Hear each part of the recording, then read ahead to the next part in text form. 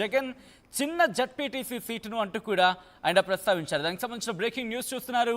చిన్న జెడ్పీటీసీ సీటుని లాక్కునేందుకు అంటూ కూడా ఆయన తన ట్వీట్ని ఇన్ఫాక్ట్ తన సోషల్ మీడియా ఎక్స్ ఖాతాలో పోస్ట్ను స్టార్ట్ చేశారు.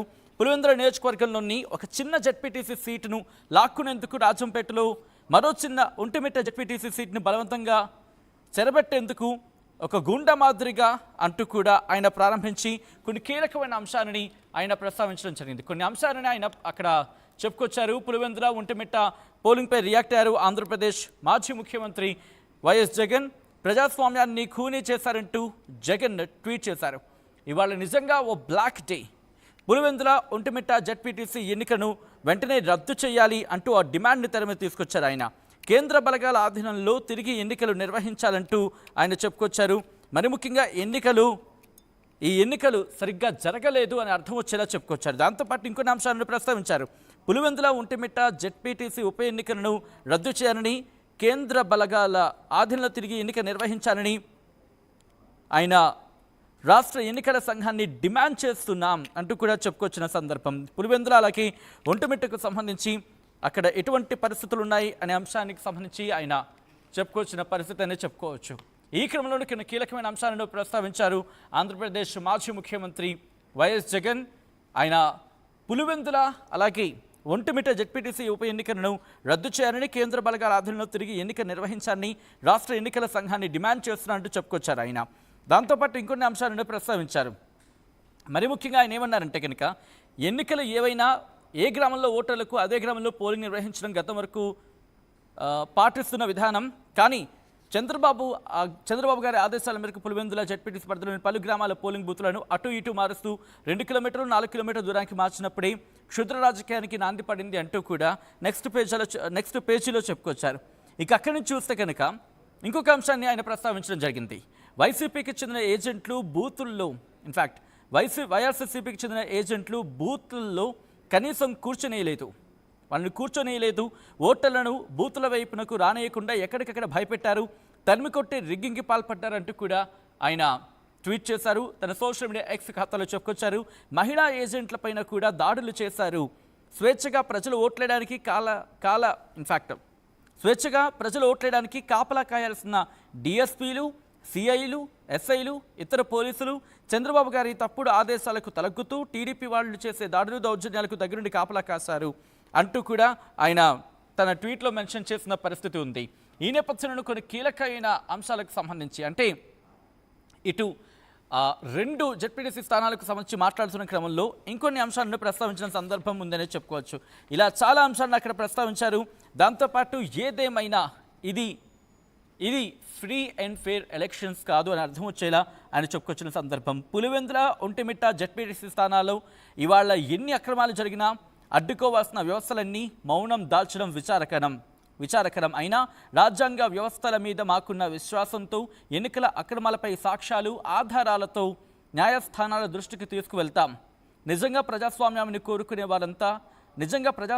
కోరుకునే వారంతా ఈ అన్యాయాన్ని నిలదీస్తూ కేంద్ర బలగాల ఆధ్వర్యంలో వారి భద్రత నడుమ తిరిగి ఎన్నిక నిర్వహించాలని కోరుతామంటూ కూడా ఆయన తన సోషల్ మీడియా ఎక్స్, సాధారణంగా ట్విట్టర్ అంటూ ఉంటాం, అక్కడ పోస్ట్ చేశారు. అండ్ అలాగే ఆ ఆఖరి లైన్తో ఆయన కంక్లూడ్ చేసిన సందర్భం. దాదాపుగా 2-3 పేజీల దాదాపుగా 3-4 పేజీల సుదీర్ఘమైన ఈ ట్వీట్ని మీరు చూడొచ్చు ఆర్టీవీ స్క్రీన్ మీద. పులివెందుల నియోజకవర్గంలో ఒక చిన్న జెడ్పీటీసీ సీట్ను లాక్కునేందుకు అంటూ ఆయన ప్రారంభించారు.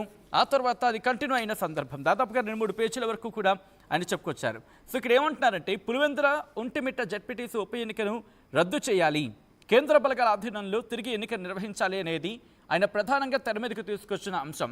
దీంతోపాటు ఇంకొన్ని అంశాలను ప్రస్తావించిన సందర్భం. ఎన్నికలు ఏవైనా ఏ గ్రామంలో ఓటర్లకు అదే గ్రామంలో పోలింగ్ నిర్వహించడం అనేది గతం వరకు పాటిస్తున్న విధానం. కానీ చంద్రబాబు గారి ఆదేశాల మేరకు అంటూ పులివెందుల జెడ్పీటీసీ పరిధిలోని పలు గ్రామాల పోలింగ్ బూతులను అటు ఇటు మారుస్తూ 2 కిలోమీటర్లు 4 కిలోమీటర్ల దూరానికి మార్చినప్పుడే క్షుద్ర రాజకీయానికి నాంది పడింది అంటూ కూడా ఆయన చెప్పుకొచ్చిన సందర్భం. మరోవంక నిన్న రాత్రి నుంచే ఎన్నికలు జరుగుతున్న ప్రతి గ్రామంలోకి సుమారు 200 మంది చొప్పున బయట ప్రాంతాలకు చెందిన టీడీపీ వాళ్ళు యథేచ్ఛగా చొరబడి తెల్లవారుజాము నుంచి ఓటర్లను బయటకు రానివ్వకుండా దిగ్బంధించి బూతులను ఆక్రమించుకున్నారంటూ కూడా ఆయన తన సోషల్ మీడియా ఎక్స్ ఖాతాలో చెప్పుకొచ్చారు. ఇంకొక అంశానికి ప్రస్తావించడం జరుగుతుంది. వైఎస్ఆర్సీపీకి చెందిన ఏజెంట్లు బూతుల్లో కనీసం కూర్చునేలేదు. వైఎస్ఆర్సీపీకి చెందిన ఏజెంట్లు బూతుల్లో కనీసం కూర్చునేలేదు. ఓటర్లను బూతుల వైపునకు రానియకుండా ఎక్కడికక్కడ భయపెట్టారు, తరిమికొట్టి రిగ్గింగ్కి పాల్పడ్డారు. మహిళా ఏజెంట్లపైన కూడా దాడులు చేశారంటూ కూడా ఆయన చెప్పుకొచ్చిన సందర్భం. సో ఈ నేపథ్యంలో పులివెందులలో ఓటమి జగన్ ఒప్పుకున్నట్టేనా అనే అంశానికి సంబంధించిన ఒక క్వశ్చన్ని మీ ముందుంచే ప్రయత్నం చేస్తుంది ఆర్టీవీ. ఆయన ఒప్పుకున్నట్టు ఒప్పుకోలేదు, ఒప్పుకున్నట్టు అంటూ ఫస్ట్ నుండి రెండోది ఒప్పుకోలేదని చెప్పి. సో మీకేమనిపిస్తుందని చెప్పి ఒకసారి కమెంట్ చేసే ప్రయత్నం చేయండి. దాదాపుగా 60-40 రేషియోలో ఉంది ప్రజెంట్. సో ఈ నేపథ్యంలో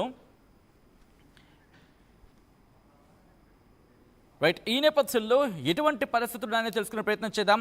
మా ప్రతినిధి హుసైన్ అప్డేట్స్ అందించేందుకు ఫోన్ లైన్లో సిద్ధంగా ఉన్నారు.